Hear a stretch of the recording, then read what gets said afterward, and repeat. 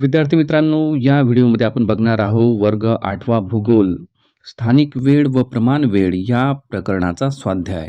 आणि विद्यार्थी मित्रांनो, जर आपण या चॅनलवर नवीन असाल आणि अजूनही जर आपण या चॅनलला सबस्क्राईब केलं नसेल तर अवश्य करा. तर आपल्या भारताची जी वेळ आहे प्रमाण वेळ, ती बघा मिर्झापूर तुम्हाला इथे दिसते. मिर्झापूर या शहरावरून जाणारं जे रेखावृत्त आहे त्यावरून घेतलेली आहे. आता प्रश्न उत्तर बघा. पहिला प्रश्न बघा. स्थानिक वेळ मध्यानावरून निश्चित केली जाते, तर याचं भौगोलिक कारण काय आहे? तर मध्यानावरून यासाठी निश्चित केली जाते कारण पृथ्वी ही स्वतःच्या अक्षाभोवती पश्चिमेकडून पूर्वेकडे फिरते. त्यामुळे जेव्हा ती फिरते त्यावेळेला प्रत्येकच गाव, प्रत्येकच शहर सूर्यासमोर येतं आणि जेव्हा ते सूर्यासमोर येतं त्याला आपण म्हणतो मध्यान्ह. तर त्यावेळेला मध्यान्ह म्हणतो आणि मध्यान्हाची जी वेळ आहे त्या वेळेला आपण असं म्हटलेलं आहे की या ठिकाणी दुपारचे 12 वाजलेले आहे आणि मध्यान्ह या वेळावरूनच आपण त्या ठिकाणची मग जी वेळ आहे ती निश्चित करत असतो की या वेळेला 12, तर याच्यानंतर एक तासानं 1 वाजेल, 2 वाजेल, तर अशा प्रकारे. दुसरा प्रश्न आहे की ग्रीनिच येथील स्थानिक वेळ जागतिक प्रमाण वेळ मानली आहे. तर बरोबर आहे. तर ग्रीनिच बघा, पृथ्वीवर एकूण 360 रेखावृत्त आहेत. तर कुठल्या तरी रेखावृत्ताला आपल्याला 0 आणि कुठल्या तरी रेखावृत्ताला आपल्याला 360 अशा प्रकारे आपल्याला समजावं लागेल.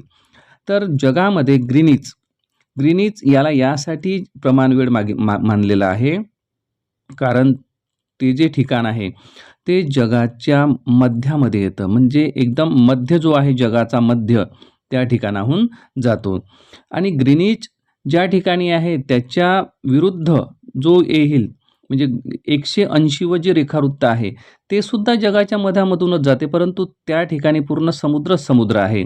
जगाचा फार कमी भाग येतो.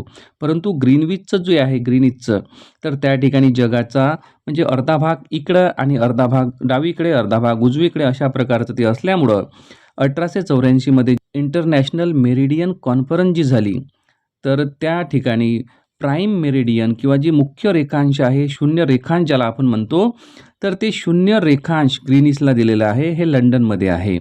तर तिथली वेळ ही प्रमाण वेळ समजलेली आहे आणि भारताची वेळ ही ग्रीनिच वेळेपेक्षा 5.5 तास आपण समोर आहोत. त्यानंतरचं भौगोलिक कारण बघा. भारताची प्रमाण वेळ 82°30' पूर्व रेखावृत्तावरील स्थानिक वेळेनुसार निश्चित केलेली आहे. बरोबर आहे. आत्ताच आपण भारताचा नकाशा बघितला होता.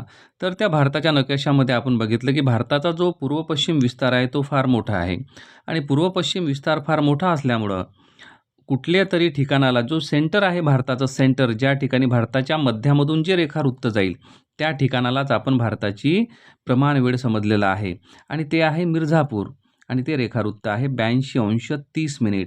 तर त्यालाच आपण इंडियन स्टँडर्ड टाईम घोषित केलेला आहे. म्हणजे त्या ठिकाणी जे वाजतील तेच भारतामध्ये वाजेल. त्यानंतर बघा, कॅनडा या देशामध्ये 6 वेगवेगळ्या प्रमाण वेळा आहेत.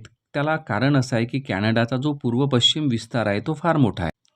म्हणजे त्या देशामधलं जे वेळेचं व्यवस्थापन आहे ते सोपं झालं पाहिजे यासाठी काही देशांमध्ये वेगवेगळ्या प्रमाण वेळ आहेत. जसं कॅनडामध्ये 6 आहेत, इंडियामध्ये 1च आहे.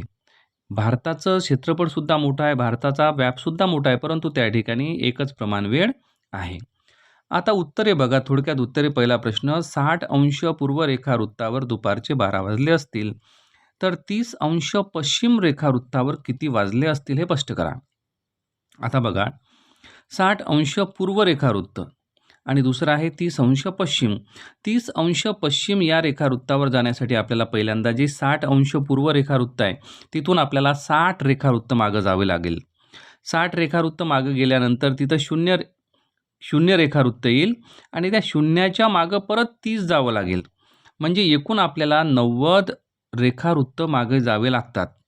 90 रेखावृत्त मागे जावं लागतात आणि आपण कालच्याच व्हिडिओमध्ये बघितलं आहे की एका तासामध्ये पृथ्वी 15 रेखावृत्त पार करते एका तासामध्ये. एका तासामध्ये 15, तर 90 रेखावृत्त पार करण्यासाठी तिला 6 तास लागेल आणि म्हणून 6 तास जर पकडले तर त्या ठिकाणी म्हणजे आता या ठिकाणी दुपारचे 12 वाजले, तर 6 तास जर मागं गेलो तर त्या ठिकाणी सकाळचे किती वाजतील? 6 वाजतील. पुढचा प्रश्न बघा, एखाद्या प्रदेशाची प्रमाण वेळ कशी निश्चित केली जाते? तर बघा, कुठल्याही प्रदेशाची जी प्रमाण वेळ आहे ती त्या देशाच्या मधोमधून जाणारं जे रेखावृत्त आहे त्या रेखावृत्तावरून निश्चित केली जाते. म्हणजे जसं आज समजा भारत आहे, तर भारताची पूर्व आणि पश्चिम ही जी लांबी आहे, त्याचं सेंटर काढून त्या ठिकाणाहून जे रेखावृत्त जाईल, त्या रेखावृत्ताची जी प्रमाणवेळ आहे, ती त्या देशाची प्रमाणवेळ असते. तर जसं भारताची प्रमाणवेळ जी IST आहे, इंडियन स्टँडर्ड टाईम, ती आहे 82°30' पूर्व. आपण ग्रीनिचच्या पूर्वेला आहोत, म्हणून आपलं पूर्व रेखांश आहे. तर अशा प्रकारे असते आणि ती जी वेळ असते, ती संपूर्ण प्रदेशासाठी, संपूर्ण देशासाठी एकच प्रमाणवेळ म्हणून स्वीकारली जाते. पुढचा प्रश्न बघा. या ठिकाणी ब्राझीलमध्ये एक फुटबॉलची मॅच चालू आहे, साओ पावलो या ठिकाणी आणि त्यावेळेला भारतामध्ये सकाळचे 6 वाजले. तर साओ पावलो या ठिकाणी किती वाजले असतील असा हा प्रश्न आहे.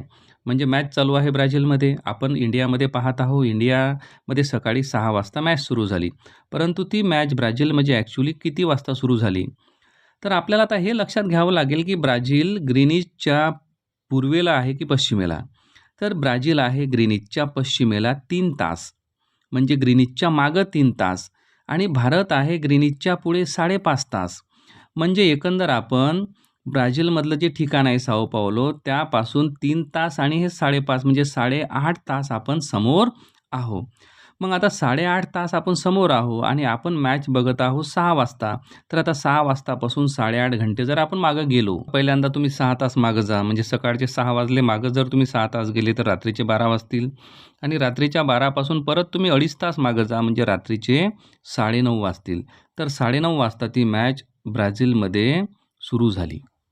तर विद्यार्थी मित्रांनो, अशा प्रकारचे खूप सारे व्हिडिओज आपल्या चॅनलवर उपलब्ध असून यानंतरही असे भरपूर सारे व्हिडिओज येत राहील. त्यासाठी जर आपण चॅनलला सबस्क्राईब केलं नसेल तर अवश्य करा. Thank you.